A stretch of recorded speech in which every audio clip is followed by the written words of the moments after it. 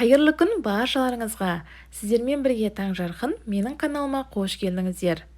Бүгін өте дәмді әрі қатпарлы ерекше самса әзірлейміз.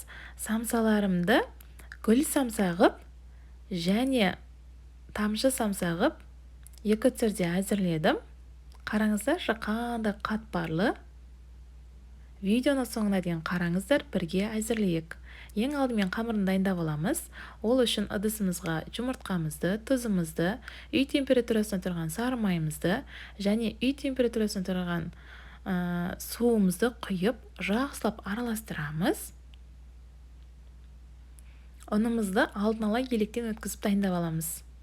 Ұнымызды сала отыра, тығыз ғып қамырымызды илеп дайындап аламыз. Құрамына не қосқаным барлығын описание бөліміне жазып қалдырамын. Менің YouTube каналыма тіркелмеген болсаңыздар, тіркеліп, қоңырауша белгісін басып қойсаңыздар, әрбір жаңадан салған видеоларымды көре аласыздар. Осылай қамырымызды илеп дайындап алдық. Пакетке салып демалдыруға қойып қоямыз 5-10 минуттай. 10 минут өткесін қамырымызды алып, екі бөлікке бөлдім мен. Зуалағып, иінін қандырып, дөңгелектеп аламыз. Бір қамырдан мен жайдым. Негіз екі қамырды бірден жай алсаңыздар, екі қамырды бірден жайып алаңыздар. Оны сүйе отыра жайып алдым. Негізі кукурузный крахмалдарыңыз болып жатса, кукурузный крахмал қамырды тез-тез жайылады. Сүйе отырып жайсаңыздар. Осылай бір зола қамырым жайып алдым. Енді бір шетке қойып, екінші қамырымызды да жайып аламыз. Қамырымыздың жұқа болса болды, дөңгелек болуы маңызды емес. Осылай бір келкі ғып, жұқа ғып қамырымызды жайып дайындап аламыз. 82% сары майымызды ертіп, жайып алған қамырымызға барлық жеріне жағып, четкамызбен дайындап аламыз. Қамыр майымызды жақ болғасын, майымыз сіңгенше бір 5 минуттай күте тұрыңыздар. Екінші қамырымызды үстінен жайып алған қамырымызды осылай бірінің үстіне бірін жайып, қалған майымызды осылай құйып шығамыз. Ертіп алып, четкамызбен жақсылап жағып, 5 минуттай тағы да май сіңгенше қойып, қамырымызды тығыз ғып, жинап дайындап аламыз. Осылай қамырымызды дайындап алдық. Қамырымызды жинап, пакетімізге салып, 1 сағатқа тоңазытқышқа қойып қоямыз. Салмамызды дайындап аламыз. Мен салмасына фарш пен және пияз қостым. Қара бұрыш, тұз қосып, жақсылап араластырып дайындап аламыз. Осылай дайындап қойдым. Енді қамырымызды алып, тоңазытқыштан 1 сағаттан кейін қалаған бөліктерге бөліп, мен 43-45 граммнан бөліп алдым қамырларымның барлығын.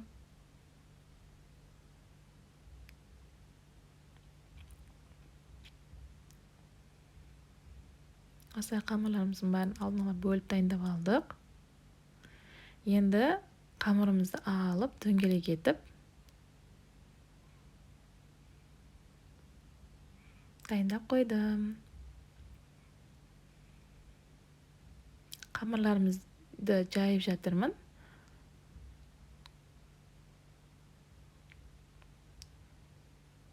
Қараңыздаршы, қандай қатпарлы. Осылай қамырларымыздың барлығын дайындап аламыз. Ортасын қатты баспай, шешетін бассаңыздар болды.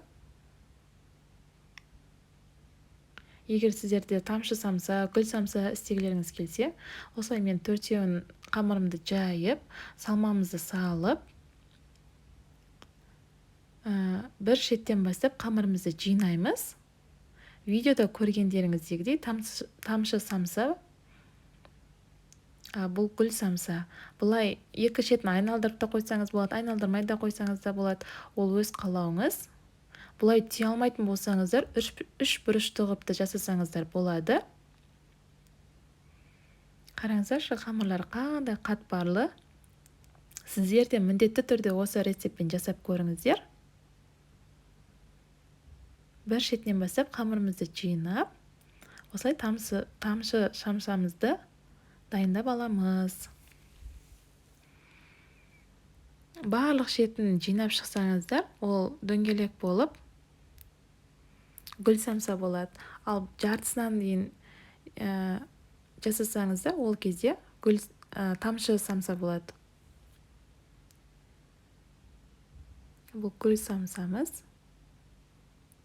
Қараңыздар, екеуі де қандай әдем болады. Осылай барлығын түйіп дайындап алдым. Үстіне бір жұмыртқамызды жағып шығамыз. Жақсылап араластырып алып, осылай жұмыртқамызды жағып, күнжіт сеуіп шықтым мен ақ күнжіттен. Пешімізді алдын ала қыздыруға қойып қоямыз. Қызып тұрған пеште 180 градуста пісіріп аламыз. Қараңыздаршы, самсаларымыз қандай әдем болып шыққан. Осымен керемет ерекше самсамыз дайын. Сіздер де міндетті түрде жасап көріңіздер осы рецептпен. Барлық жанның көңілінен шығады. Өте қатпарлы болады самсаларымыз. Әрі дәмді болады. Сіздермен бірге болған таңжарқын. Сұрақтарыңыз болып жатса, комментарий бөліміне жазып қалдырыңыздар. Қош сау болыңыздар.